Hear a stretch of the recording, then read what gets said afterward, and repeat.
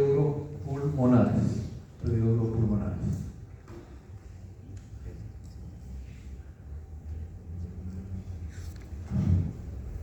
Observamos aquí el tórax. Habíamos dicho al inicio que aquí,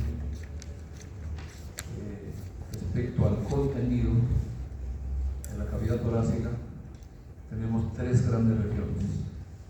Una que es el mediastino, que está entre los dos pulmones, y las otras dos eran las regiones pleuropulmonares, derecha e izquierda. ¿Por qué? Porque no se comunican entre sí de ninguna manera. Entonces, lo que vamos a revisar ahora entonces es cada una de estas regiones, la cavidad, o digo la región pleuropulmonar, derecha e izquierda, ¿no?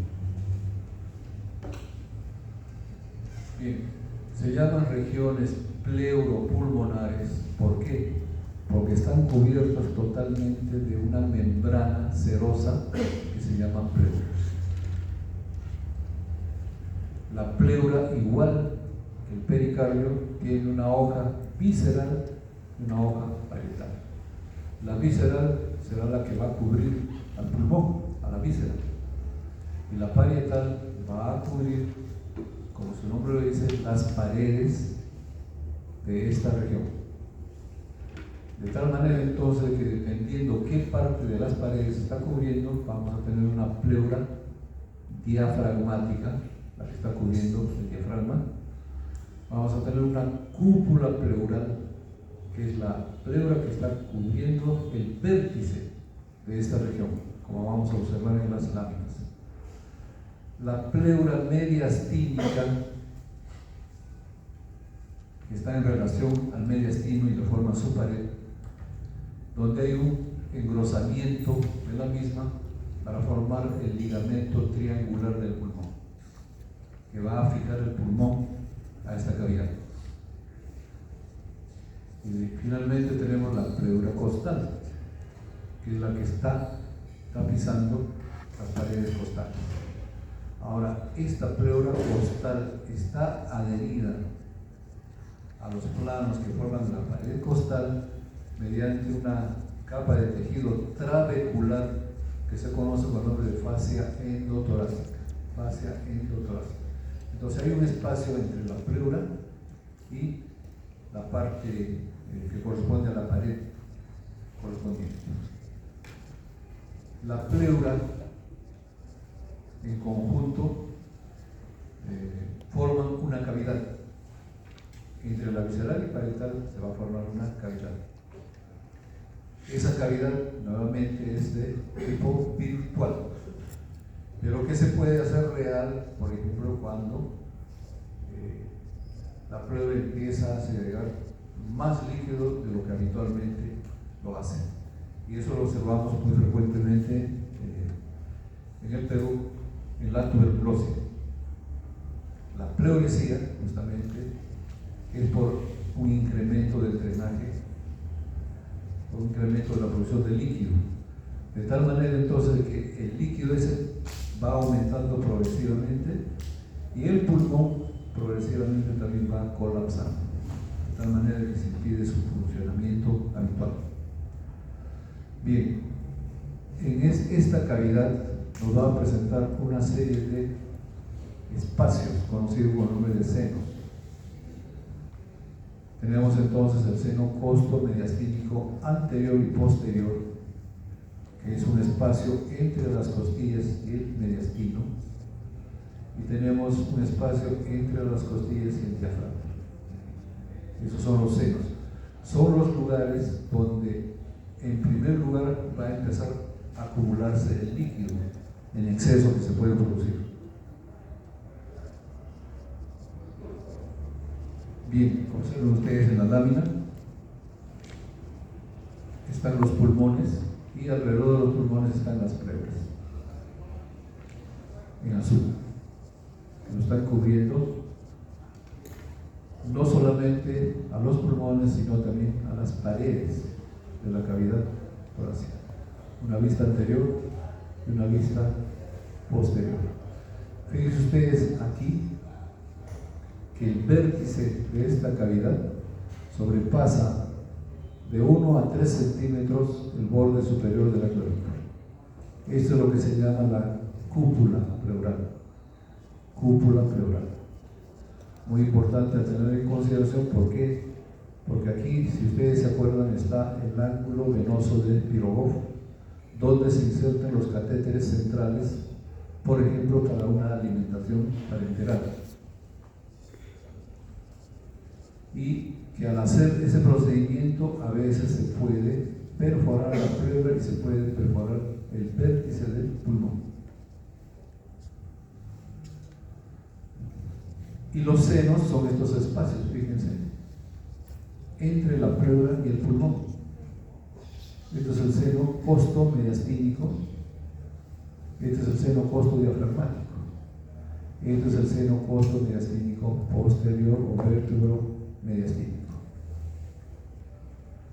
Aquí es donde inicialmente entonces empieza a acumularse el líquido, que no solamente puede ser un líquido producto de un proceso inflamatorio, puede ser también sangre en un accidente, o ese líquido inflamatorio puede convertirse en pus, y a veces también puede ser aire. Hay personas que nacen con defectos en el parénquima pulmonar que se llaman bulas, una especie de pelotas de aire que accidentalmente pueden reventarse y el aire empezar a salir, lo que es normal, a la cavidad pleural. Entonces ese aire va saliendo, se va acumulando, el pulmón va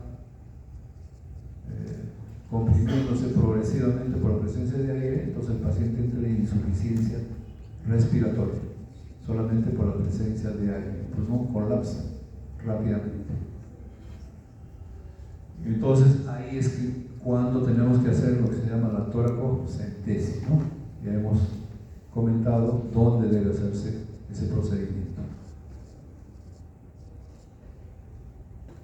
Bien, veamos ahora los pulmones. Los pulmones son órganos vaciados, dice, por una multitud de cavidades. Esas cavidades se denominan alveolos. O sea que aquí hay múltiples, innumerables números de alveolos, pequeñas cavidades que están llenas de aire. Aquí es donde se realiza el fenómeno llamado de la hematosis, o sea, la oxigenación de la sangre, ampliamente comunicado con el exterior a través de cada uno de los bronquios y la tráquea. Están libres en las cavidades pleurales, unidas al corazón y tráquea solamente por el denominado pedículo pulmonar, y a la pleura mediastínica y diafragma por el ligamento triangular que ya hemos mencionado. Entonces observen ustedes acá, pulmón derecho cubierto por su pleura parietal. Lo que está brillando es la pleura visceral. Esta es la pleura parietal. Esta será la pleura mediastínica, esta será la pleura costal, esta será la pleura diafragmática. Aquí está la cúpula pleural. Bien, tenemos dos pulmones, uno derecho y uno izquierdo. Tienen forma de un cono con el vértice truncado. Externamente nos presenta en los niños un color un tanto rosado que progresivamente se va opacando hasta convertirse en un color rosado grisáceo y hasta negruzco por la presencia de estos puntos negros, que no son sino la fijación del carbón que respiramos y que está en el medio ambiente. El pulmón derecho, como ustedes observan acá, presenta tres lóbulos: lóbulo superior, lóbulo medio, lóbulo inferior. En el medio vamos a tener un espacio que no está cubierto por pleura, que se denomina el ilio pulmonar. Es por este ilio pulmonar que están atravesando los elementos del denominado pedículo pulmonar. Pedículo pulmonar. Si ustedes observan acá en esta lámina, vean ustedes, el lóbulo superior es superior y anterior. El lóbulo medio es anterior e inferior. El lóbulo inferior es inferior y es posterior. Prácticamente toda la parte posterior del pulmón corresponde al lóbulo inferior. Este es el pulmón izquierdo, donde solamente encontramos dos lóbulos, uno superior e inferior. El lóbulo superior nos presenta una prolongación que se conoce con el nombre de língula, esta parte así.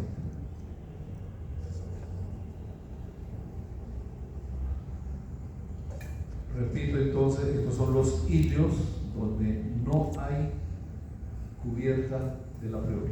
Ven ustedes, acá están desnudos en ambos casos. Por ahí están atravesando los elementos del pedículo pulmonar: bronquio, arteria pulmonar, venas pulmonares, venas bronquiales, arteria bronquial y los nervios y ganglios linfáticos correspondientes. En la anatomía moderna, los pulmones ya no solamente se dividen en tres lóbulos, y el izquierdo en dos, sino que además cada uno de los lóbulos presenta una serie de divisiones desde el punto de vista anatómico. Cada una de estas partes pueden funcionar como un pequeño pulmón. Son los denominados segmentos pulmonares. Entonces, el pulmón derecho, este es el lóbulo superior, donde vamos a encontrar tres segmentos. Vale decir entonces que, por ejemplo, el segmento 1 es un pequeño pulmón. De tal manera que yo puedo retirar todo el resto y me voy a quedar solamente con este segmento, que algo va a funcionar. El lóbulo medio tiene dos segmentos. Y el lóbulo inferior tiene 5 segmentos. Este es el pulmón izquierdo, donde vamos a encontrar en total solamente 8 segmentos. ¿Por qué? Porque aquí los segmentos 1 y 2 están juntos. De otro lado, en el lóbulo inferior también hay la unión de 2 segmentos. Vean ustedes acá esta prolongación del lóbulo superior que se conoce con el nombre de língula. Visto por su cara posterior, segmento 6, adelante está el segmento 7, 8 y aquí está la parte posterior del segmento 9 y 10. Importante es el segmento 1 y el segmento 6, que vienen a ser el vértice de cada uno de estos lóbulos, donde inciden con mayor frecuencia las lesiones que causan la tuberculosis. Vean ustedes, aquí está unido el 1 y el 2, y el lóbulo inferior está unido el 7 y el 8. Por eso es que en conjunto tiene solamente 8 segmentos, a diferencia del derecho que tiene 10. Visto por su cara interna, ahí están pintados de diferente color cada uno de los segmentos. En cuanto se refiere a estructura, decíamos de que los pulmones están formados por múltiples alveolos. Esos alveolos están organizados en los denominados lobulillos pulmonares.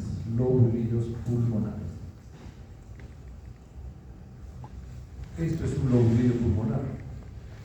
Y los lobulillos pulmonares no es sino el conjunto de acinos pulmonares. Cada uno de estos es un acino pulmonar. Y a cada uno de estos acinos pulmonares están llegando divisiones del bronquio correspondiente. que aquí se llamarían bronquiolos terminales. Aquí están los acinos. Acá está la mayor tamaño. Bien, entonces entre acino y acino hay tejido conjuntivo, y por ese tejido conjuntivo están discurriendo los vasos sanguíneos. Están llegando la arteria pulmonar trayendo sangre venosa, sangre sin oxígeno.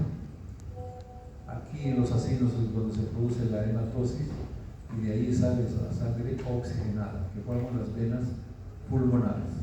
Las venas pulmonares. Estos acinos están compuestos por múltiples alveolos. Ahí están los alveolos abiertos. Todo este trayecto está tapizado por epitelio cilíndrico ciliado.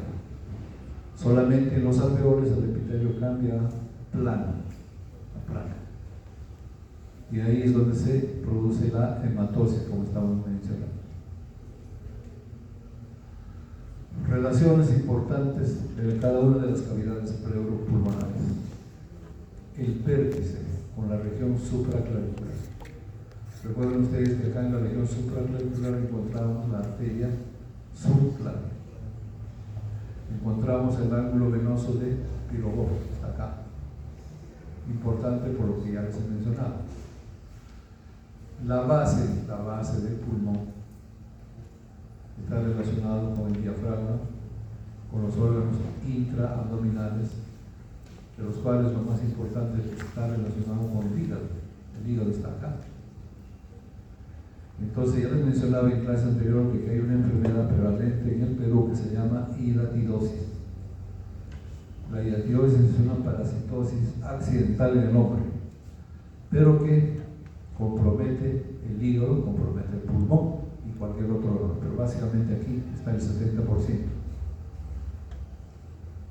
La hidatidosis puede asentar aquí en el hígado, y este parásito paulatinamente va creciendo y va horadando el órgano donde asienta, o sea el hígado en este caso, de tal manera que llega un momento de que ese parásito puede empezar a horadar también el diafragma, la pleura y llegar hasta el pulmón.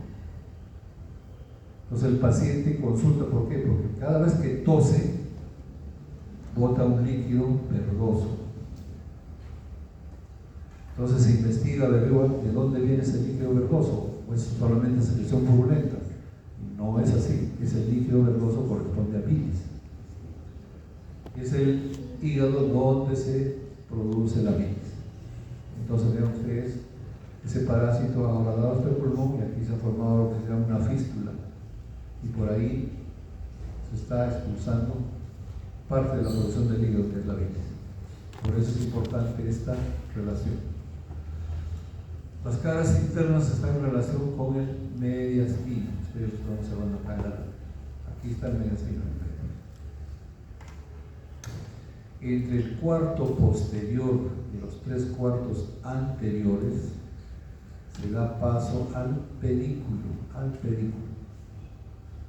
que está ingresando por el ilio pulmonar, que ya lo hemos mencionado. Bien, su cara externa está en relación básicamente con los arcos costales, ¿no? Ahí está el pedículo. ¿Cuáles son los elementos de ese pedículo que ingresa por el ilio? Punto número 1, bronquios. Bronquio derecho, bronquio izquierdo. Vean ustedes, ahí está ingresando. Y dentro del pulmón, donde se va a ramificar. Luego tenemos arterias y venas pulmonares. Esta es la arteria pulmonar. Y estas son las venas pulmonares.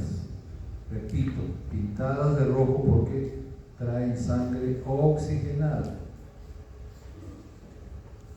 Arterias y venas bronquiales. Son las arterias que van a dar irrigación a los bronquios durante todo su recorrido. Además vamos a tener linfáticos y vamos a tener también nervios. Todo esto compone entonces el pedículo pulmonar.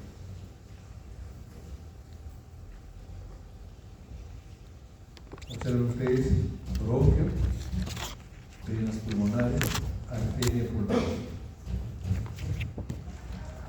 Por aquí también están ingresando los nervios y los linfáticos, comenzar también aquí.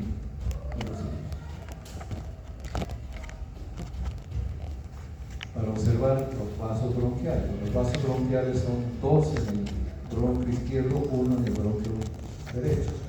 Son ramas de la aorta. Viajan por la parte posterior de los bronquios.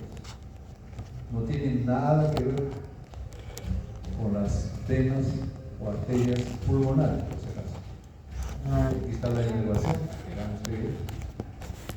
Depende del parasimpático, del décimo par, y de fibras que van desde el simpático, torácico, que es esta cadena.